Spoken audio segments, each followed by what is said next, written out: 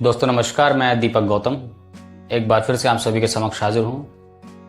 आज हम बात करेंगे कि कौन कौन से फूड हमें खाने चाहिए, कौन कौन से फूड नहीं खाने चाहिए। रेकी में, जो कि हम रेकी की प्रैक्टिस करते हैं, तो उसके अकॉर्डिंग हमें क्या खाना चाहिए, क्या पीना चाहिए। हालांकि खाने में किसी प्रकार की कोई प्रॉब्लम नहीं होती है, ये आपके डाइजेस्ट सिस्टम पर निर्भर करता है और टाइमिंग पर निर्भर करता है और मौसम पर निर्भर करता है। अगर हम नेचुरली देखें कि एक स्वस्थ जीवन के लिए कौन सा फूड होना चाहिए, तो वो लगभग सभी फूड हमारे स्वास्थ्य के लिए होते हैं। बस हम किस टाइम पर उसे खा रहे हैं और किस टाइम पर हम उसे नहीं खा रहे हैं, इसका फर्क पड़ता है। लेकिन इसमें भी जो सबसे बड़ा सवाल आता है वो नॉन वेजिटेरियन फूड का है। हमारे देश में लगभग 85% पुरुष इसको कंज्यूम करते हैं और लगभग 70% महिलाएं भी इसको कंज्यूम करती हैं। तो एक बड़ा ग्राफ हो जाता है, ये बहुत बड़ा ग्राफ। आप अगर करंट एक पॉपुलेशन जो इंडिया की है उसके अकॉर्डिंग आप देखें तो लगभग 100 करोड़ व्यक्ति इस तरह के फूड को कंज्यूम करता है। तो फिर भी लेकिन इस पर अध्यात्म में या रेकी में, मुख्य रूप से रेकी में बात नहीं होती है कि क्या हमें खाना चाहिए, नहीं खाना चाहिए, क्योंकि इस चीज से सबसे ज्यादा लोग एडिक्टेड होते हैं जो इस ग्राफ में आते हैं, इस परसेंटेज में आते हैं जो मैंने आपको बताया।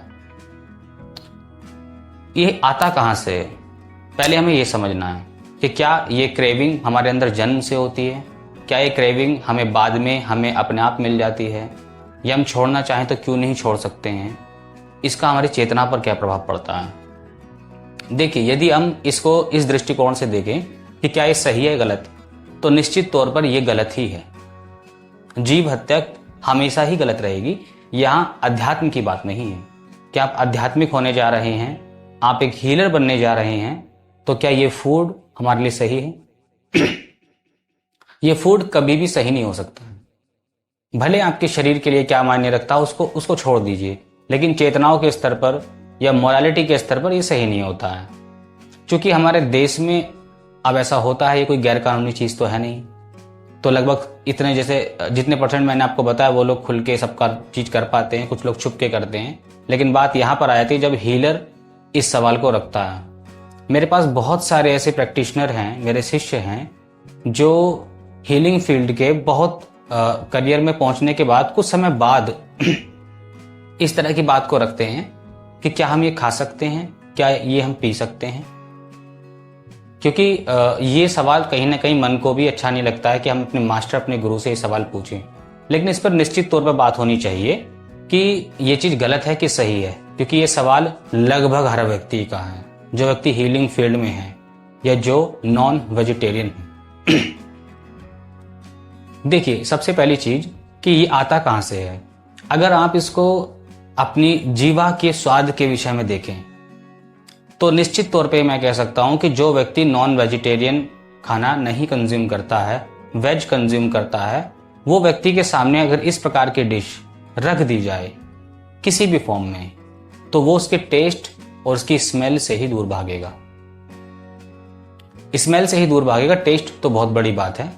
तो क्या जो आपकी नसिका, जो यानी कि आपकी जो नाक है, आप जिस प्रकार की गंध को लेकर बड़ा ही संतुष्ट महसूस करते हैं, वेजिटेरियन व्यक्ति उसको सूंघकर इतना संतुष्ट महसूस क्यों नहीं कर सकता? क्योंकि ये चीज निश्चित तौर पर गलत है। लेकिन जो नहीं खाता है वो मुख्य रूप से इस नकारात्मक एनर्जीज को बहुत तेजी से सेंस करने लगता है कि ये कहीं ना कहीं नकारात्मक तो है ही। तो इसमें होता यही है कि जो हमारे पूर्वज खाते थे, ये समाज में जो चीज चल रही है वो थॉट्स के फॉर्म में, विचारों के फॉर्म में ट्रेवल करती है। अगर मेरे, मान लीजिए मैं अपने ऊपर लेके चलता हूं कि अगर मेरे किसी पूर्वज में कोई व्यक्ति ये खाता है, हालांकि ये चीज तो अब आम बात हो चुकी है, इसमें पूर्वज तक जाने की आवश्यकता भी नहीं है, तो अगर वो चीज ऐसा करते हैं तो कहीं ना कहीं उनकी एक यादें, उनकी स्मृतियां हमारे भी एक ट्रैवल उसमें आ जाती हैं, हमारे डीएनए में आ जाती हैं। और साथ ही साथ जो समाज में जिस तरह की स्मृतियां, यादें, फ्रिक्वेंसीज होती हैं, उसी प्रकार से हमारे समाज का निर्माण होता चला जाता है। आज हम देख रहे हैं कि वल्गैरिटी जैसे टॉपिक्स या ऐसी चीज़ें कितनी ज़्यादा आम बात हो चुकी हैं, क्योंकि कहीं ना कहीं जो एनवायरनमेंट बन रहा है वो हमें यही सिखा रहा है। हम ना चाहते हुए भी उसको रिसीव कर रहे हैं, क्योंकि हम रिसीविंग मोड में हैं।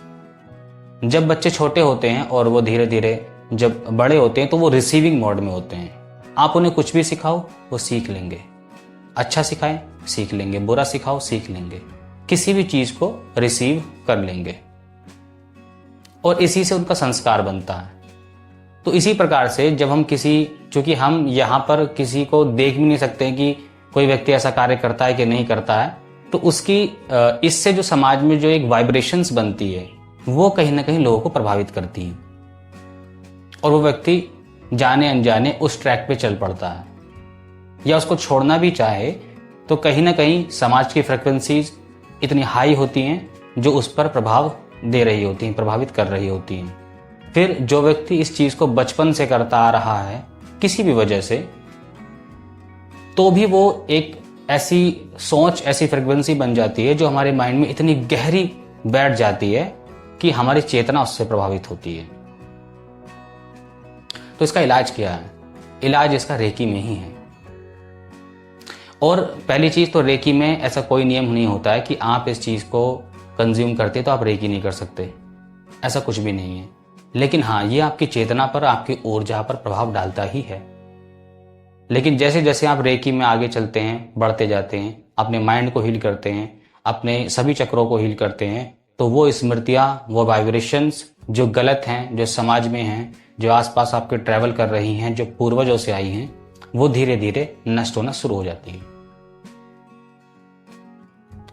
इसलिए इस तरह की क्रेविंग से हमें लड़ना नहीं है, क्योंकि जब हम लड़ते हैं तो हम हारते ही हारते हैं, क्योंकि दिमाग से लड़ा नहीं जा सकता, क्योंकि वो आपसे बहुत ज्यादा स्ट्रांग है। या तो आपको स्ट्रांग होना होगा। अगर आप इतने संकल्पवान हैं कि आप छोड़ सकते हैं तो बिल्कुल निश्चित तौर पर इसको छोड़ दीजिए। नॉन वेजिटेरियन खाना किसी भी व्यक्ति के लिए, उसकी चेतना के लिए, उसके अध्यात्म के लिए सदा ही हानिकारक रहा है और रहेगा। वो उसकी चेतना को, उसकी ऊर्जा को प्रभावित करेगा ही करेगा। भले आप रेकी मास्टर बन जाएं या ना बन जाए, कोई फर्क नहीं पड़ता। आप रेकी मास्टर बन सकते हैं, आप अच्छे हीलर बन सकते हैं, लेकिन ये आपकी चेतना पर प्रभाव डालेगा ही डालेगा। तो इसलिए आप जब हीलिंग करते हैं और इस प्रकार की स्मृतियों को, इस प्रकार की नकारात्मक वाइब्रेशंस को अपने मन से काटते हैं, तो आप इसे आसानी से छोड़ सकते हैं। आसानी से अपने छोटे से संकल्प से आप उसको छोड़ सकते हैं। लेकिन जो व्यक्ति संकल्पवान है, वो व्यक्ति अगर छोड़ सकते हैं तो इस खाने को पूरी तरह त्याग दीजिए। और साथ ही साथ जो हीलर्स हैं वो कभी इस तरह का फूड कभी ना खाएं जो आजकल नुकसानदायक चल रहा है। बाहर का फूड ज़्यादा ना खाएं, जिसमें हम बहुत सारे फास्ट फूडों को कंज्यूम करते हैं। वो किस प्रकार से बनाए जाते हैं आप भी जानते हैं, और इसका प्रभाव आपके डाइजेस्ट सिस्टम पर पड़ता है, आपके सोलर प्लेक्सस चक्रा पे पड़ता है। क्योंकि आपका डाइजेस्ट सिस्टम, आपकी एंजाइम जिसको जठराग्नि बोलते हैं, वो आपकी सोलर प्लेक्सस चक्रा से ही बनती है। फिर वहां पर प्रॉब्लम क्रिएट होने लगती है, क्योंकि हमारा पेट खराब रहने लगता है, वायु कुपित हो जाती है तो वायु का बहुत बड़ा इश्यू रहने लगता है, कब्ज की शिकायत होने लगती हैं, ये बहुत सारे डिफरेंट रोग होने लगते हैं। तो हमारे फूड्स की वजह से हमारा चक्रा भी प्रभावित होता है और हमारे चक्रा की वजह से हमारा शरीर भी प्रभावित होता है। तो इसलिए इस प्रकार के खाने आपके चक्रास को प्रभावित करते हैं, उसमें नेगेटिविटी आने लगती है, तो इस वजह से हमारी आध्यात्मिक जर्नी भी रुक जाती है, एक पॉइंट पर आकर रुकने लगती है। तो इसको छोड़ना कोई बुरी चीज नहीं है, आप इसे आसानी से छोड़ सकते हैं। लेकिन यदि आप संकल्पवान नहीं हैं तो आप खुद को इस प्रकार से हील करें, चार्ज करें कि इस तरह की फ्रिक्वेंसीज, इस तरह की नेगेटिविटीज आपके अंतर मन से और आपके बाहरी जीवन से कट जाएं। तो फिर आपके लिए कोई समस्या नहीं, आपको कभी क्रेविंग नहीं होगी, आपको कभी भी इस तरह की चीजें खाने का मन नहीं करेगा। क्योंकि ये सिर्फ इतना कह देना कि आप इसको छोड़ दीजिए गलत है, इतना काफी नहीं है, क्योंकि व्यक्ति इससे बहुत ज्यादा प्रभावित है। अब इसमें ऐसा भी नहीं है कि हम ये कहें कि जो असुरी प्रवृत्ति के लोग हैं, जो हिंसक प्रवृत्ति के लोग हैं, वही इसको खा सकते हैं, वही खाते हैं और खाने से प्रवृत्ति होने लगती है। तो ये भी बात सत्य नहीं है, क्योंकि हिंसक प्रवृत्ति किसी की भी हो सकती है। ये भी ऊर्जाओं का खेल है। इसका खाने से एक संबंध हो सकता है एक हद तक, लेकिन संपूर्ण रूप से इसका संबंध आपके खाने से भी नहीं है। तो इसलिए आप ये भी नहीं कह सकते हैं कि इस तरह का फूड कंज्यूम करने वाले लोग जहनी रूप से बुरे हैं या खराब लोग हैं। ऐसा कुछ नहीं होता है। आप इस बात को समझिए तो आप इसको छोड़ पाएंगे।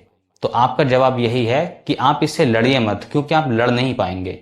और जब आप लड़ेंगे तो निश्चित तौर पर आप उसको छोड़ेंगे जो अभी कमजोर है। आप अपने अध्यात्म को ही छोड़ेंगे, क्योंकि वो आपके जीवन में अभी कमजोर है। आप अपनी क्रेविंग को ही चुनेंगे। इसलिए आप छोड़िए मत, उससे लड़िए मत। आप खुद को इस प्रकार से हील करें कि आपके जीवन में जो भी नेगेटिव है, चाहे वो फूड हो, चाहे व्यक्ति हो, ऊर्जाएं हो, वो आपके जीवन से स्वतः ही चली जाएं। तो यहां तक सारी बातें स्पष्ट हैं। आज के लिए इतना ही। नमस्कार, धन्यवाद।